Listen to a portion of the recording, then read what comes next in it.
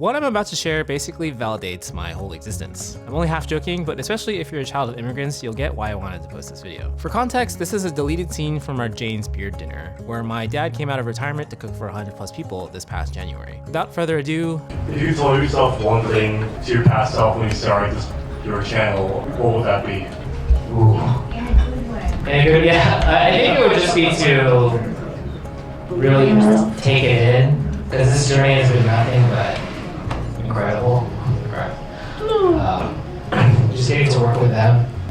I know my dad's 80 and my mom is in her 70s. And we see each other every day, but I think just time is so much more precious. There are times when I get really frantic and stressed, but I think our life is so much more exciting and rich because of experiences like this, and getting to share with our community and getting to meet people like you.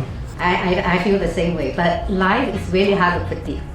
So I want him to be healthy, strong, do as much as he can to helping Randy, to helping the people love our channel, to helping the people want to learn and make a good meal for their life. And then in the future, if one day Daddy say, I want to retire, no more. And then I think Randy, he's pretty strong person, he's pretty smart, and he's pretty determined. In some wow, have you heard that?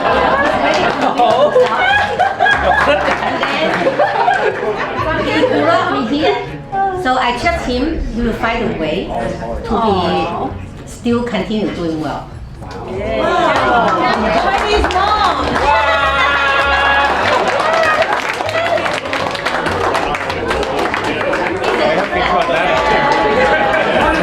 It's on video. Randy is on tape. You can show your kids. Oh my goodness. We're working very hard, but without Randy, we cannot have a good channel. So they cooperate together, it's a teamwork. But hopefully we still can do more, and then Randy will continue. No matter what happens, you're still there. Yes. You still have a way to do whatever you want to do and successful. Yeah. Thank you, everyone.